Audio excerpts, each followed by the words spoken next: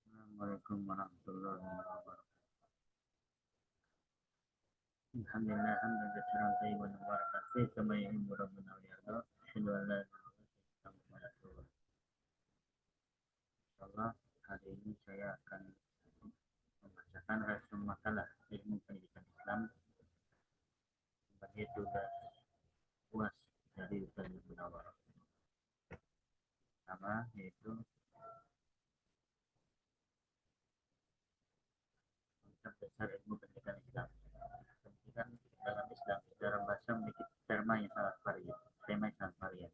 Perbedaan ini tidak terlepas dari banyaknya istilah yang muncul dalam Al-Quran dan Al-Hadis. Sebagai sumber rujukan utama pendidikan Islam yang bukan kata kalimah yang memiliki konotasi pendidikan atau pengajaran. Setidaknya ada 4 istilah yang digunakan untuk menunjukkan makna pendidikan, misalnya tarbiyah, ta'lim, dan tarbiyah.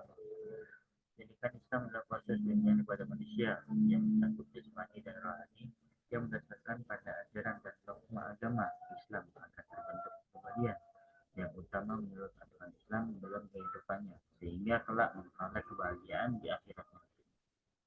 Kemudian ada fungsi pendidikan Islam. Secara sederhana, fungsi pendidikan Islam adalah sarana untuk menyediakan fasilitas yang dapat memungkinkan tugas pendidikan Islam dapat tercapai dan berjalan dengan lancar. Menurut Khursyid Ahmad, fungsi pendidikan Islam yang pertama itu alat untuk memelihara, memperluas dan menghubungkan tingkat kebudayaan, nilai-nilai tradisi dan sosial, serta ide-ide masyarakat dan nasional. Yang kedua itu alat untuk mengadakan perubahan, inovasi, dan perkembangan secara garis besarnya melalui pengetahuan dan skill yang berkaitan dan melatih tenaga manusia yang produktif untuk menemukan perimbangan perubahan sosial dan ekonomi.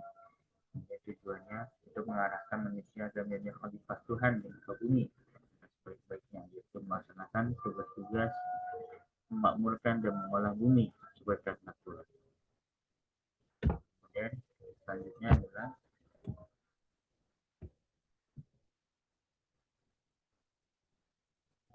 sumber dan dasar ilmu pendidikan Islam.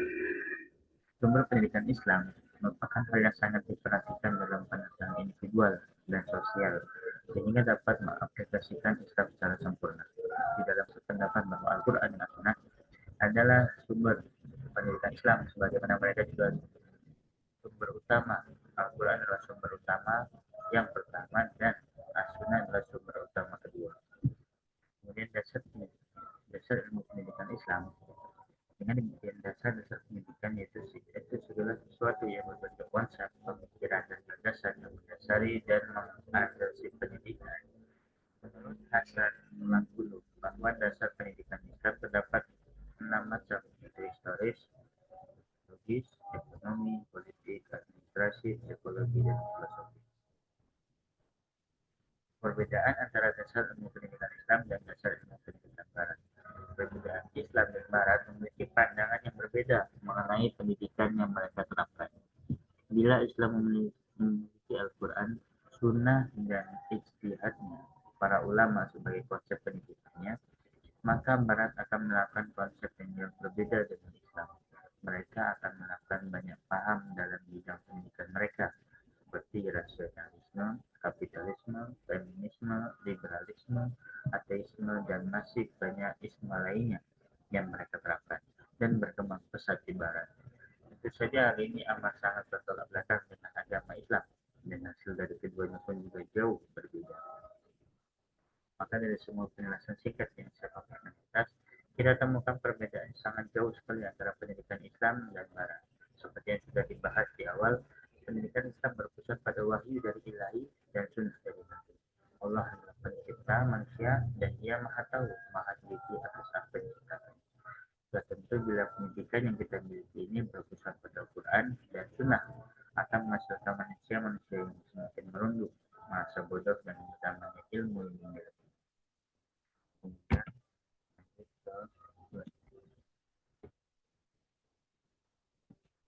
tujuan pendidikan Islam, pendidikan nasional, dan pendidikan Barat. Tujuan pendidikannya.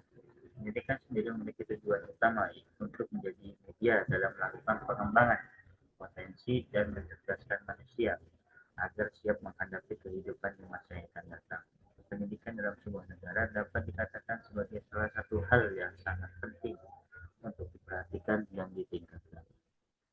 Tujuan pendidikan Islam. Pendidikan adalah sebuah proses kebutuhan menuju suatu tujuan. Karena pekerjaan tanpa tujuan yang jelas akan menimbulkan suatu ketidakmenentuan dalam prosesnya. Lebih-lebih dalam proses pendidikan yang bersasaran pada kehidupan psikologi peserta didik yang masih berada pada taraf perkembangan. Maka tujuan merupakan faktor yang paling penting dalam proses pendidikan itu. Dan tujuan pendidikan nasional. Definisi dari sistem pendidikan nasional yang memiliki tujuan tersendiri. Sistem ini merupakan upaya terencana dalam mewujudkan suasana pembelajaran dan proses terbaik supaya pelajar aktif di Indonesia mau mengembangkan potensi yang tertanam dalam dirinya. Dengan adanya sistem pendidikan ini, para pengajar diharapkan mampu mendukung serta didik dalam memiliki kecerdasan, pengendalian diri, akhlak maupun pengendalian diri yang sangat bermanfaat bagi kepentingan diri sendiri. Dari tujuan pendidikan barat. Seperti kita ketahui bahwasanya dasar dari pendidikan barat tidak lain hanya dengan menggunakan rasio, berbeda dengan Islam yang menggunakan Al-Quran dan Al-Hadis sebagai dasar pendidikan. Itulah yang membedakan antara dasar pendidikan Islam dan barat. Hal ini dapat kita lihat dari beberapa pendapat dari para ilmuwan barat. Selanjutnya yaitu pengertian sistem pendidikan Islam. Pendidikan Islam dipandang sebagai proses yang terdiri dari sub-subsistem atau komponen-komponen dari persaingan dalam rangka mencapai tujuan pendidikan Islam. Teori sistem ini dikembangkan oleh para ilmuwan Muslim pada abad 8 sampai ke 13 Masehi. Masa itu merupakan periode keemasan sejarah kebudayaan Islam. Daya kreativitas para ilmuwan yang memberikan petunjuk tentang sistem gerak benda-benda samawi dan kehidupan makhluk termasuk dalam diri manusia sendiri secara biologis dan ekologis berjalan menurut mekanisme hukum Tuhan. Menurut pandangan Islam, unsur-unsur pokok dalam operasional Quran dalam hal ini tidak langsung sebagai warna mestinya, karena pembentukan Quran hanya sebutan dan sekedar bisa membaca, tidak sampai pada tingkat pemahaman dan pengapalan. Yang kedua, tazkiyah ilmu budaya agar tumbuh dan berkembang secara maksimal dan tidak menyimpang dari tujuan ajaran Nabi Islam. Hal ini pun sebagai melaksanakan acara ritual yang sakral, masuk suci dari pengaruh agama ini dan budaya. Media taklim atau pengajaran kita. Hal ini dimaksudkan agar berkembang budaya tulisan. Pada hikmah, pengajaran hikmah dimaksudkan untuk mengembangkan budaya dan kemampuan berpikir dan berfilsafat. Kelima adalah al-ilmu. Pengajaran al-ilmu dimaksudkan agar tumbuh berkembang ilmu pengetahuan di segala bidangnya termasuk teknologi. Eta boleh dikatakan tidak ada sama sekali. Pengertian sistem pendidikan berdasarkan Undang-Undang Republik Indonesia Nomor 20 Tahun 2003 Pasal 1 Ayat 3, sistem saling terkait dan terpadu untuk mencapai tujuan pendidikan nasional. Menurut Abdul Qadir dan kawan-kawan, Sisdiknas dirumuskan dengan misi utama dapat memberikan pendidikan dasar bagi setiap warga negara Republik Indonesia. Ini bertujuan supaya tiap-tiap warga negara memperoleh sekurang-kurangnya pengetahuan dan kemampuan dasar. Dan hubungan pendidikan Islam dengan pendidikan nasional. Hubungan pendidikan Islam dan pendidikan nasional. Pendidikan Islam merupakan bagian penting dari sistem pendidikan nasional. Salah satu tujuan pendidikan nasional adalah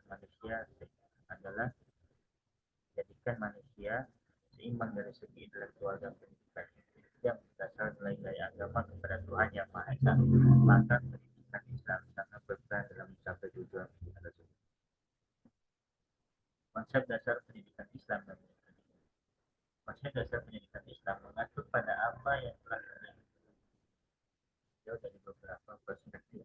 Caranya adalah yang pertama, Al-Quran telah memaparkan tentang dasar pendidikan Islam yang pertama, sasaran atau objek pendidikan adalah Adam atau manusia atau anak didik. Terdapat pada beberapa surat yaitu surat Al-Baqarah, Luqman ayat 13. Dasar pendidikan Islam perspektif hadis menggambarkan bahwa pada dasarnya seorang muslim dan muslimat diperintahkan untuk menyelenggarakan pendidikan dan menjelaskan bahwa bermanfaat mengajarkan ilmu pengetahuan kepada orang lain. Setiap bangsa dan negara sesuai dengan cita-cita berbangsa dan bernegara punya tujuan yang unik akan dicapai melalui penyelenggaraan sistem pendidikan. Bagi bangsa Indonesia, pendidikan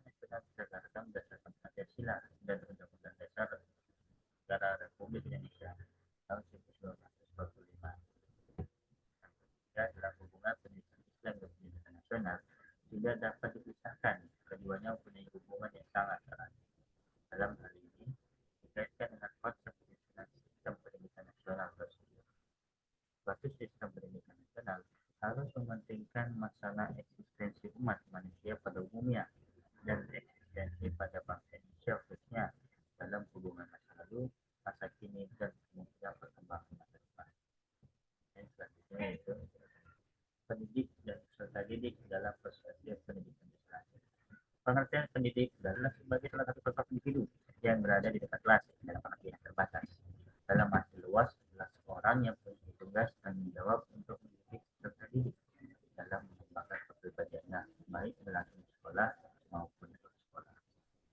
Tugas pendidik, secara umum tugas pendidik adalah mendidik. Di samping itu, pendidik juga bertugas sebagai motivator dan fasilitator dalam proses belajar mengajar sehingga seluruh potensi peserta didik dapat terorganisasi secara baik dan baik. Kemudian peserta didik dalam perspektif Islam. Jika bersandar pada konsep pendidikan sepanjang masa, maka dalam arti luas ini disebut dengan peserta didik adalah siapa saja yang berusaha untuk melibatkan diri sebagai peserta didik dalam kegiatan pendidikan sehingga tumbuh dan berkembang potensinya, baik yang berstatus sebagai anak yang belum dewasa maupun orang yang sudah dewasa. Karakter yang dimiliki peserta didik memiliki karakteristik yang ada dalam dirinya sehingga perlu untuk diketahui, yaitu satunya kita memiliki pribadi dewasa secara moral sehingga masih menjadi tanggung jawab pendidik guru untuk mendidiknya, dan seorang anak didik harus membersihkan hatinya dari kotoran dan penyakit jiwa sebelum ia belajar ilmu, karena belajar adalah merupakan ibadah yang tidak sah dilakukan sesuai dengan aturan. Kebersihan hati tersebut dapat dilakukan dengan menjauhkan dari perbuatan tercela seperti benci, mengatur, takabur, menipu, berbangga-bangga, dan memuji diri sendiri. Dan selanjutnya diikuti dengan menghiasi diri akhlak yang mulia seperti bersikap benar, takwa, ikhlas, luhur, dan lain-lain. Dan lanjut asas pengertian pendidikan Islam itu bahasa dalam artian bahasa kata Eropa, kata pengajaran bahasa kata ta'lim, dan kata kerjanya al-lama. Digabung antara kata pendidikan dan pengajaran artinya tarbiyah wa ta'lim. Maka pendidikan Islam artinya tarbiyah Islam. Asas pendidikan Islam, asas sebagai prinsip. Asas ialah kebenaran yang jadi pokok dasar orang yang berpikir sekaligus bertindak dan sebaliknya.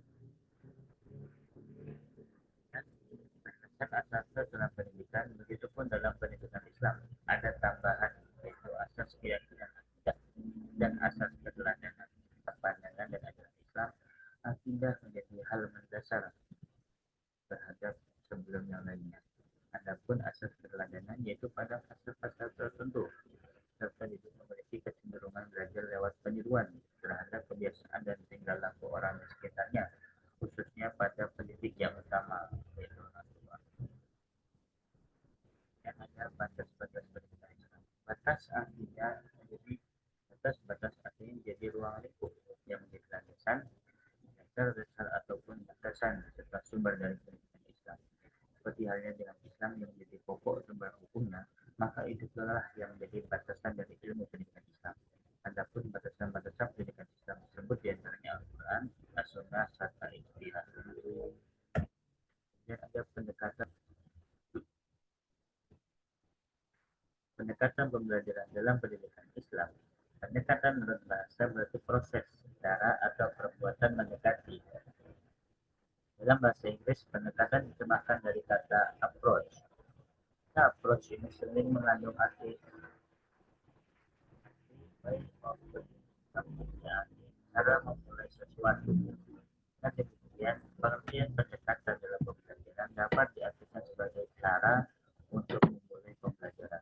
Lebih dari itu, pendekatan dapat dilakukan seperangkat asumsi mengenai proses pembelajaran dan strategi pembelajaran. Strategi cara yang cermat mengenai kegiatan untuk mencapai sasaran khusus. Strategi pembelajaran merupakan turunan dari pendekatan pembelajaran.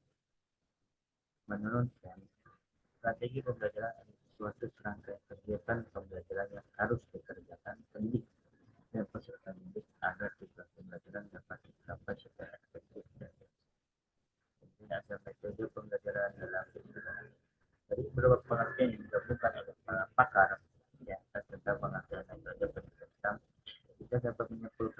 pengertian metode pendidikan seperti yang dikemukakan oleh Ashley Bani, yaitu segala kegiatan yang terarah yang dikerjakan oleh guru dalam rangka kemestian mata pelajaran yang diwajarkannya, ciri-ciri perkembangan pendidiknya, dan suasana alam sekitarnya, dan tujuannya yaitu peserta didik untuk mencapai proses belajar yang diinginkan dan perubahan yang dikehendaki pada tingkah laku mereka.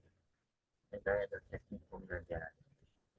Teknik pembelajaran dapat diartikan sebagai cara yang dilakukan seorang dalam mengimplementasikan suatu metode secara spesifik. Akan penggunaan metode ceramah pada kelas dengan jumlah siswa yang relatif banyak. Menggunakan teknik tersendiri yang tentunya secara teknis akan berbeda dengan penggunaan metode ceramah pada kelas yang jumlah siswanya terbatas. Dan pula dengan penggunaan metode diskusi, perlu digunakan teknik yang berbeda pada kelas yang siswanya tergolong aktif dan kelas yang siswanya tergolong pasif. Yang adalah komponen media dalam pendidikan Islam dan kurikulum. Media dalam pendidikan dan media pendidikan agama adalah semua aktivitas yang ada hubungannya dengan materi pendidikan agama, baik yang berupa alat yang dapat dirasakan maupun teknik atau metode yang secara efektif dapat digunakan oleh guru agama dalam rangka mencapai tujuan tertentu dan tidak bertentangan dengan ajaran Islam. Semua alat yang dapat digunakan yaitu segala sesuatu atau benda yang dapat dipakai sebagai media pengajaran agama seperti papan tulis, buku pelajaran, bulletin board dan display, film atau gambar hidup, radio pendidikan, televisi pendidikan, komputer, televisi dan lain-lain. Pengertian kurikulum pendidikan Islam. Menurut Muhammad Umar, Muhammad Al-Nawawi, kurikulum pendidikan Islam adalah jalan terang yang dilalui oleh pendidik dan anak untuk mengembangkan pengetahuan, keterampilan, dan sikap. Dasar kurikulum dasar agama. Dalam sistem pendidikan Islam harus meletakkan dasar konsep tujuan dan kurikulum yang ada pendidikan agama Islam dengan segala kandungan. Semua itu kembali kepada dua sumber agama yaitu Al-Quran dan Hadis. Dasar filsafat. Dasar ini memberi arah dan kompas tujuan pendidikan. Sehingga susunan kurikulum mengandung satu kebenaran, terutama kebenaran di bidang nilai-nilai sebagai pandangan hidup yang diyakini dari suatu kebenaran. Karena satu bagian filsafat adalah sistem nilai, baik yang berkaitan dengan cara hidup dan kehidupan, norma-norma yang muncul dari individu, kelompok masyarakat, atau bangsa yang terbelakangi pengaruh agama, adat istiadat, dan konsep individu. Pengembangan materi dan evaluasi dalam pendidikan Islam. Pengertian dan tujuan evaluasi pendidikan Islam. Evaluasi dalam pendidikan Islam adalah pengambilan sejumlah keputusan yang berkaitan dengan pendidikan Islam guna melihat sejauh mana keberhasilan pendidikan yang selaras dengan nilai-nilai Islam sebagai tujuan dari pendidikan Islam itu.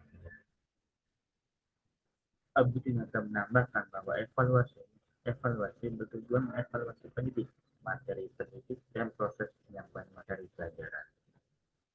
Prinsip-prinsip evaluasi pendidikan yaitu ada yang pertama itu valid, kemudian ada berorientasi pada kompetensi, kemudian ada berkelanjutan atau berkesinambungan atau kontinuitas, kemudian ada adil dan objektif. Kemudian ada jenis-jenis evaluasi dalam pendidikan Islam. Jadi jenis evaluasi dalam pendidikan Islam itu ada evaluasi formatif dan evaluasi sumatif. Dan tanggung jawab dan penanggung jawab dalam pendidikan. Tanggung jawab adalah kesadaran manusia akan tingkah laku atau perbuatan yang disengaja maupun tidak disengaja. Tanggung jawab juga berarti berbuat sesuatu sebagai perwujudan kesadaran akan kewajiban. Tanggung jawab sangat erat kaitannya dengan kewajiban. Kewajiban merupakan sesuatu yang dibebankan kepada orang. Dan ada jenis-jenis tanggung jawab. Beberapa tanggung jawab manusia yaitu tanggung jawab kepada Allah, tanggung jawab kepada keluarga, tanggung jawab kepada masyarakat, dan tanggung jawab kepada bangsa dan negara. Mana tanggung jawab dalam Islam? Ya, ada pokok-pokok yang membedakan antara kedua pengertian tersebut. Tanggung jawab dalam Islam berkaitan dengan balasan. Dan balasan itu berupa pahala atau siksa yang bergantung pada amal yang dilakukan oleh manusia itu sebagai manusia yang mukallaf dan memikul tanggung jawab di depan Allah Subhanahu wa taala. Tidak ada seorang pun dari kaum muslimin yang terlepas dari tanggung jawab kecuali mereka yang belum mukallaf, belum atau tidak berakal. Bahkan selama seorang muslim masih mukallaf, maka ia punya tanggung jawab atas setiap perkataan dan ia lakukan atau dalam kerjaan, berjihad atau mengatur jihadnya terhadap semua kebutuhan. Amat Islam selama ia mampu setiap perbuatan manusia di dunia ini ada pertanggungjawaban karena Allah SWT kata manusia tidak dalam keadaan sia-sia.